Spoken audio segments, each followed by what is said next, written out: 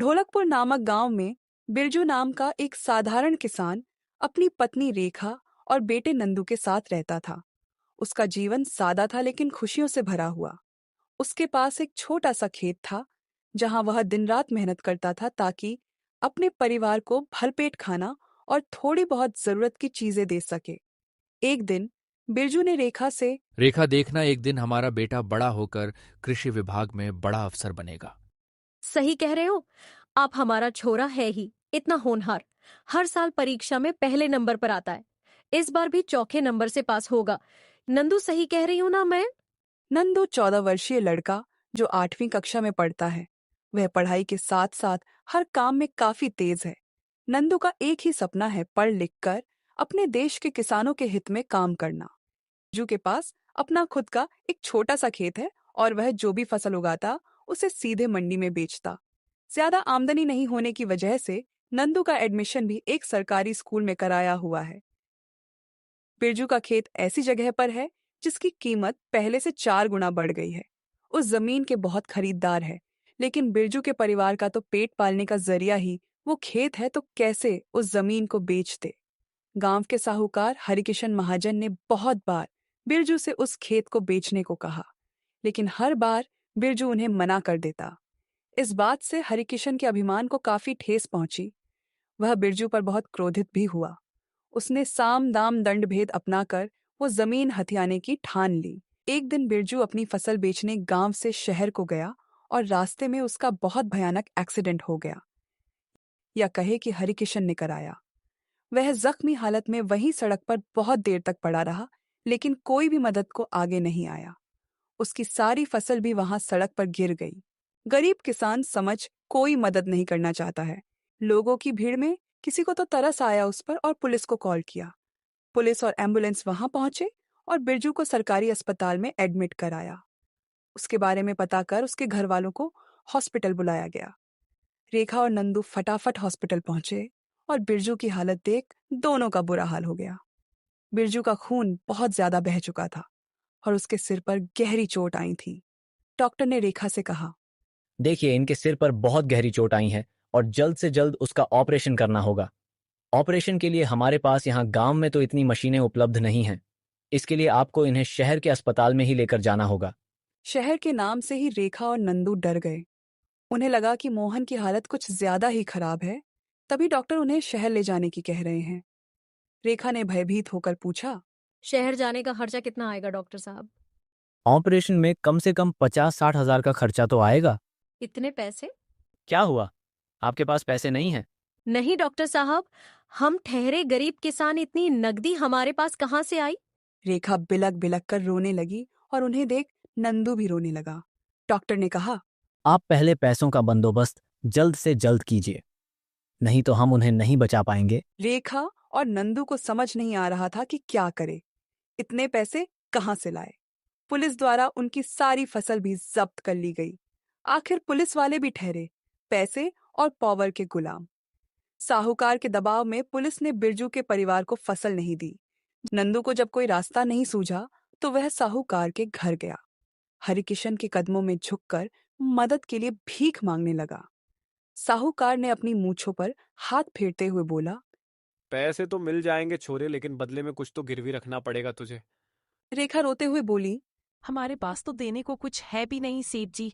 हम क्या गिरवी रखेंगे? कृपा करके हमारी मदद कर दो सेठ जी। हम जल्द ही आपका सारा पैसा सूद समेत चुका देंगे। हमारी मदद कर दो सेठ जी। मेरे पति की जान बच जाएगी। हमारी दुआ लगेगी आपको। कृपा करो हमारे पे। साहूकार हंसते हुए बोला, देख, पैसे के बदले कुछ तो गिरवी रखना ही पड़ेगा, नहीं तो पैसे ना मिलेंगे तुझे। आप मुझे काम पर रख लो सेठ जी। मैं जिंदगी भर आपका नौकर बनकर सेवा करूंगा और पगार भी नहीं लूंगा। पर अब भी पैसे दे दो हमें, नहीं तो मेरे पापा मर जाएंगे सेठ जी। नंदू उनके सामने हाथ जोड़े रोते गिड़गिड़ाते बैठा रहा। ऐसे दुखभरी बातें ना कर, तू मेरा तो दिल ही पसीज गया। वैसे एक काम तो हो सकता है, तुम्हारी वो खेत वाली जमीन उसे गिरवी रख सकते हो मेरे पास। उसके बदले मैं पैसे भी दे दूंगा और तुझे काम भी नहीं करना पड़ेगा मेरे पास। बोलो मंजूर है तुम लोगों को तो? थोड़ी देर सोचने के बाद नंदू ने साहूकार को खेत गिरवी रखने के लिए हाँ कह दिया। रेखा उसे मना भी करने लगी कि वो उसके पापा की पूंजी है, लेकिन नंदू नहीं माना। इस वक्त उसके लिए अपने पापा की जिंदगी से बढ़कर और कुछ नहीं था। नंदू रेखा से कहने लगा, माँ, अभी पापा की जान बचाना सबसे जरूरी है। आपने सुना था ना डॉक्टर ने क्या कहा था? हमें जल्दी पैसे जमा करने होंगे, नहीं तो पापा की जान भी जा सकती है। पापा की जान से बढ़कर तो वो जमीन नहीं है ना माँ। रेखा कुछ बोलती उससे पहले नंदू घर की ओर भागा और घर से जमीन के कागज लाकर साहूकार के हाथों में थमा दिए। साहूकार ने अपने नौकर को पैसे लाने का इशारा किया। साहूकार के आदमी ने उन्हें पैसे लाकर दी। वो पैसे नंदू के हाथ में थमाते हुए बोला, ले छोरा, ये रहा तेरे बाप के इलाज के लिए पैसा, पूरा 60,000 है। लेकिन तेरे को इस पर 3 रुपया सैकड़ा हर माह के हिसाब से ब्याज देना होगा। नंदू छोटा है और उसने बिना सोचे समझे उन्हें हाँ कह दिया। उस साहूकार ने उनकी मजबूरी का फायदा उठाया और जमीन हथियाने की अच्छी चाल चली। नंदू और रेखा पैसे लेकर बिरजू को शहर के हॉस्पिटल में लेकर गए। वहां उसके सिर का ऑपरेशन कामयाब हुआ और बिरजू की जान बच गई। कुछ दिन अस्पताल में रुकने के बाद बिरजू को हॉस्पिटल से डिस्चार्ज तो कर दिया गया, लेकिन उसे डॉक्टर ने 2 से 3 महीने का बेड रेस्ट बता दिया। नवंबर का महीना आ गया और खेत में बुवाई का यह अंतिम समय होता है। बिरजू की हालत ऐसी नहीं थी कि वह खेत पर जाकर काम कर सके। बिरजू को दिन रात यही चिंता सताने लगी कि वह इतनी बड़ी रकम चुकाकर कैसे अपनी जमीन साहूकार से वापस लेगा। नंदू छोटा लेकिन बेहद समझदार और तीव्र बुद्धि वाला है। अपने पापा को परेशान देख वह कहने लगा, पापा, आप फिक्र मत कीजिए, मैं खेत पर जाकर काम करूंगा। लेकिन तू अभी बहुत छोटा है बेटा, और तेरा स्कूल भी तो है ना अभी। आप ही कहते हैं ना, अगर ठान लो तो कुछ भी मुमकिन है ना पापा? वो सब तो ठीक है बेटा, लेकिन लेकिन वेकिन कुछ नहीं पापा, आप मुझे बताते जाना क्या करना है, मैं सब कर लूंगा। थोड़ा बहुत तो अनाज पैदा होगा। नंदू सुबह सूरज उगने से भी पहले उठता, अपनी माँ के साथ दिन भर खेतों में बुवाई का काम करता। वह खाना भी वहीं पर ही खाता। दिन कब बीत जाता उसे पता भी नहीं चलता। नंदू का स्कूल जाना भी छूट गया। बिरजू को इस बात को बहुत मलाल रहता। वह खुद को बहुत बेबस और लाचार महसूस करने लगा। नंदू ने जल्द ही बुवाई का काम खत्म किया। उनकी बस यही दुआ थी कि फसल अच्छी हो जाए तो साहूकार का कर्ज जल्दी चुका पाएंगे, वरना कर्ज बढ़ता जाएगा। दिसंबर में नंदू के स्कूल की अर्धवार्षिक परीक्षाएं भी शुरू होने वाली थी। एक तरफ खेत का काम और दूसरी ओर उसकी पढ़ाई। यह ठंडी दिसंबर की सुबह थी। चारों ओर अंधेरा और तेज ठंडी हवा थी। एक बच्चा रोज सुबह 3 बजे उठकर खेतों में पानी देने चला जाता था। खेतों में पानी देकर वह वहीं से स्कूल के लिए निकल जाता। परीक्षा देने के बाद स्कूल से सीधे खेत पर पहुंचता और वहीं रहकर ही वह फसल का पूरा ध्यान रखता। बीच बीच में थोड़ा बहुत समय निकालकर वह थोड़ी पढ़ाई भी कर लेता। रात को घर जाकर खाना खा फिर पढ़ने बैठ जाता। दिन भर काम के बाद इतनी थकान हो जाती कि वह ज्यादा देर पढ़ भी नहीं पाता और सो जाता। नंदू ने सोचा था कि वह 8वीं कक्षा में अच्छी तरह पढ़ाई करेगा और नवोदय की परीक्षा देगा और स्कॉलरशिप भी मिलेगी, इसलिए नंदू खूब मेहनत करता था। बिरजू ने नंदू को फसल पर कीटनाशक छिड़कने की सलाह दी। नंदू बिरजू की हर बात मानता था। वह स्कूल में विज्ञान के शिक्षक से भी खेती की नई तकनीकों के बारे में जानकारी लेता रहता था। बुवाई देर से होने के कारण फसल काटने में भी देरी हो गई। फसल कटती उससे पहले ही तेज बारिश ने फसल को बर्बाद कर दिया। बिरजू तो अपना माथा पकड़ बैठ गया। नंदू का कोमल मन बेहद निराश हो गया। उसने पहली बार खेती का काम संभाला और पहली बार में ही बारिश ने सब कुछ खराब कर दिया। बिरजू की मदद से नंदू ने सारे अनाज और सब्जियों को अलग अलग बोरों में भरकर बेचने के लिए तैयार किया। पापा, सारे अनाज और सब्जियां मैंने अलग अलग बोरों में भर दी हैं। अब इन्हें मंडी में बेच देते हैं, वहां सही दाम मिलेगा। बेटा, मैं अभी शहर जाने की हालत में नहीं हूं और तुझे भी नहीं भेज सकता। अगर मंडी में बेचेंगे तो अच्छा दाम मिलेगा। यहाँ गांव में तो सब सस्ता ले जाते हैं। आप मुझे जाने दीजिए। नहीं बेटा, तू नहीं जाएगा। उस एक्सीडेंट के बाद मैं बहुत डर गया हूं। कुछ भी हो सकता है शहर में। मैं नहीं चाहता कि तुझे कुछ हो। नंदू भी अपने पिता की जिद के आगे झुक गया। बिरजू ने उसे फसल हरिकिशन साहूकार को ही बेचने को कहा ताकि थोड़ा कर्ज का पैसा भी चुकता ही जाए। साहूकार ने जब उसकी फसल देखी तो झिड़कते हुए बोला, अरे ओ बिरजू, ये भी कोई अनाज पैदा किया है तूने?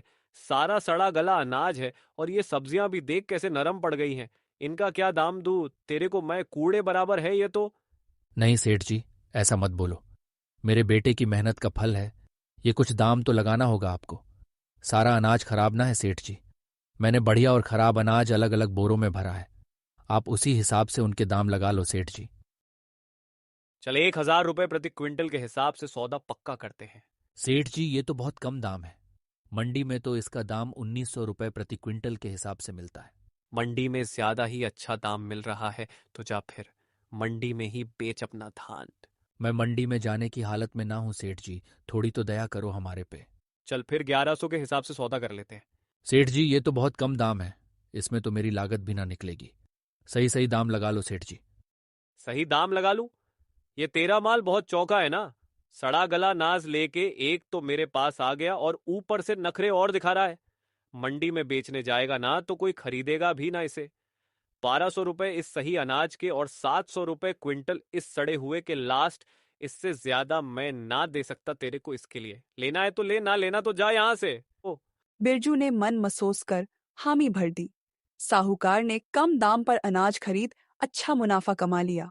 बिरजू को जो भी आमदनी हुई उसका कुछ हिस्सा उसने कर्ज उतारने के लिए साहूकार को ही दे दिया।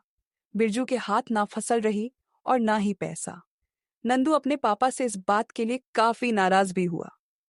कुछ ही दिनों में उसकी नवोदय की परीक्षा होनी है, लेकिन वह अच्छे से पढ़ाई नहीं कर पाया, जिसके कारण उसकी परीक्षा भी अच्छी नहीं हुई। नंदू उदास हो गया क्योंकि उसे अपना सपना टूटता हुआ नजर आ रहा है। जून में फिर से बाजरे की बुवाई का काम शुरू हो गया। इस बार नंदू अकेला नहीं, बिरजू भी उसके साथ काम करता। लेकिन किस्मत को तो जैसे कुछ और ही मंजूर था। एक के बाद एक मुसीबतें उनके सिर आती रहीं। कम बारिश के कारण इस बार फिर उत्पादन में थोड़ी गिरावट आई, मगर नंदू ने इस बार फसल साहूकार को ना बेचकर मंडी में ही बेची, जहां उन्हें फसल का सही दाम मिला। साहूकार से पैसे उधार लिए साल भर पूरा होने को है, लेकिन वो अभी तक 1 साल का ब्याज भी पूरा नहीं चुका पाए। साहूकार हर रोज अपने आदमियों को बिरजू के घर भेज उसे डराने धमकाने लगा। बिरजू और उसका परिवार एक खौफ के साए में जीने लगे कि ना जाने साहूकार कब क्या कर दे। एक दिन साहूकार खुद बिरजू के घर जाकर बैठ गया और बिरजू, नंदू और रेखा उनके सामने घुटनों के बल हाथ जोड़े बैठे रहे। साहूकार बिरजू से बोले, कितनी बार मोहलत दी है तुझे, पर तेरे से पैसे नहीं दिए जाते ना। देख, इतने पैसे चुकाना तेरे बस का तो है नहीं। तू एक काम कर, ये खेत वाली जमीन मेरे नाम कर दे। चल। सेठ जी, एक वही जमीन का टुकड़ा तो है जिससे हमारी थोड़ी बहुत आमदनी होती है। आप उसे भी हमसे ले लेंगे तो हम क्या कमाएंगे, खाएंगे? तेरे को कमाने खाने से थोड़ी रोक रहा हूं मैं तो बस इतना चाहता हूं कि तू वो जमीन मेरे नाम कर दे। मैं तेरा सारा कर्जा माफ कर दूंगा। लेकिन सेठ जी, उस जमीन का दाम तो आपके कर्ज से ज्यादा है। चुप कर छोरे। जब बड़े बात कर रहे हो तो छोटों को बीच में ना बोलना चाहिए, समझा? नंदू चुपचाप सिर झुकाए बैठ गया। हाँ तो बिरजू, बता तू वो जमीन मेरे नाम करेगा कि नहीं? तेरे ही फायदे का सौदा है ये। तेरा सारा कर्ज भी उतर जाएगा और तू उस जमीन पर आराम से अपनी खेती भी कर सकता है। लेकिन वो जमीन मेरी होगी। तू बस एक मजदूर होगा वहां। बिरजू ये सुन खुद पर ही लज्जित होने लगा कि अपनी ही जमीन पर मजदूरों को तरह काम करना होगा अब। बिरजू ने उन्हें हाँ बोल दिया ताकि घर का गुजारा चलाने के लिए कुछ तो आय हो। बिरजू ने खेत की जमीन साहूकार के नाम कर दी और साहूकार जमीन के कागज ले हंसता हुआ वहां से चला गया। बिरजू अपना सिर पकड़ फूट फूट कर रोने लगा कि मेरे पुरखों की अमानत बेच डाली मैंने आज। उसे खुद पर ही शर्म महसूस होने लगी। रेखा उसे समझाते हुए बोली, आपने ये सब अपनी खुशी से तो नहीं किया ना। मजबूरी में आपको वो जमीन बेचने पड़ी। आप अपना मन छोटा मत कीजिए। इसके अलावा और कोई रास्ता भी तो नहीं था हमारे पास। पापा, आप चिंता मत कीजिए। हम खूब खेती बाड़ी कर एक एक पैसा जोड़कर बड़ी रकम जमा करेंगे और सेठ जी से अपनी जमीन भी वापस ले लेंगे। कहाँ से ले लेंगे? कर्जा चुकाने के लिए तो पैसे जमा भी ना कर पाए हम। जमीन क्या खा खरीदेंगे? अब हमें हमारी जमीन कभी वापस नहीं मिलेगी, कभी नहीं। बिरजू आत्मग्लानि में सुलगते मन से चारपाई पर जाकर लेट गया और किसी सोच में डूब गया। नंदू ने अपनी पढ़ाई छोड़ खेती मजदूरी को ही अपना लिया। बिरजू ने जब उससे पढ़ाई छोड़ने का कारण पूछा तो वह कहने लगा, पापा, मेरे लिए आपसे और माँ से बढ़कर मेरी पढ़ाई नहीं है। अभी हमारे पास इतने पैसे भी नहीं हैं कि मैं बाहर जाकर पढ़ सकूं। एक जमीन थी, वो भी चली गई। बैंक भी अब हमें लोन देने से रहा। इससे अच्छा तो यही है कि मैं यहाँ रहकर आपकी और माँ की सहायता करूं। बिरजू यह शर्मिंदगी का भार नहीं उठा सका और वह स्वर्ग सिधार गया। नंदू और उसकी माँ शोक में डूब गए। नंदू ने संकल्प लिया कि भले ही उसके सपने टूट गए हों, लेकिन वह ऐसा फिर किसी और किसान के साथ नहीं होने देगा। नंदू ने जीत तोड़ मेहनत कर खेती का काम किया, खुद भूखा रहता मगर पैसे जोड़ने में लगा रहा। कुछ समय साहूकार के यहाँ काम कर पैसा जमा करके नंदू ने सेठ की गुलामी को ठोकर मार दी और उसके खेत पर काम बंद कर दिया। नंदू ने अपने एक दोस्त की मदद से किसानों के लिए जागरूकता फैलाने का काम शुरू किया। किसानों को और अच्छे से समझाने के लिए नंदू हर महीने के अंत में एक सभा करता, जिसमें गांव के सभी किसान इकट्ठा होते। सभा में नंदू किसानों से कहता, मैं स्वर्गवासी बिरजू का बेटा नंदू आप सभी को यहाँ एकत्रित होने के लिए धन्यवाद कहता हूँ। आप सभी तो जानते ही हैं मेरे पिता की मृत्यु किन हालातों में हुई। मैंने एक साहूकार से कर्ज लिया और आप सभी तो जानते ही हैं साहूकार ब्याज कितना ज्यादा वसूलता है। वो कर्ज दिन ब दिन बस बढ़ता ही गया और मजबूरन हमें हमारा खेत बेचना पड़ गया। मैं चाहता हूं ऐसा आप में से किसी के भी साथ ऐसा ना हो जो हमारे साथ हुआ। मैं नहीं चाहता कि आप लोग किसी साहूकार की कुटिलता का शिकार बने। ये साहूकार लोग क्या करते हैं जानते हैं आप लोग? ये जो साहूकार होते हैं वो हमसे बहुत कम दाम पर हमारी फसल खरीदते हैं और मंडी में जाकर उसे अधिकतम निर्धारित मूल्य पर बेच आते हैं। जब सरकार हमें सही मूल्य देती है तो हम क्यों इन साहूकारों की जेब भरे? इसका नतीजा क्या होता है? हम लोग गरीबी की मार झेलते जाते हैं और इन पैसों वालों की जेबें भरते रहे हमें इस कदर मजबूर बना देते हैं कि हम पीढ़ी दर पीढ़ी गरीब बनते चले जाते हैं। हमें खुद सावधान और जागरूक होने की जरूरत है, अन्यथा दूसरे तो सदा से फायदा उठाते आए हैं और उठाते रहेंगे। तो आज आप सभी ये कदम लीजिए कि अपनी फसल को मंडी में बेचेंगे किसी साहूकार या ठेकेदार को नहीं। पहले सरकार द्वारा निर्धारित कीमत पता करेंगे, उसके बाद ही अपनी फसल का विक्रय करेंगे। अगर किसी को पैसों की जरूरत पड़ती है तो बैंक से लोन लेंगे, किसी साहूकार के आगे हाथ नहीं फैलाएंगे। अगर किसी को भी किसी प्रकार की सहायता की आवश्यकता हो तो मैं सदैव आप सभी के साथ खड़ा रहूंगा। देखते ही देखते नंदू सबका चहेता बन गया। अब लोगों ने साहूकार के पास जाना बंद कर दिया और साहूकार का धंधा चौपट होता चला गया। नंदू भले अपने सपने पूरे नहीं कर पाया, लेकिन उसकी हिम्मत और जज्बा नहीं टूटा। उसका सपना टूटा तो क्या हुआ, उद्देश्य तो फिर भी पूरा हुआ। लूजर बनकर भी वह विनर बन गया।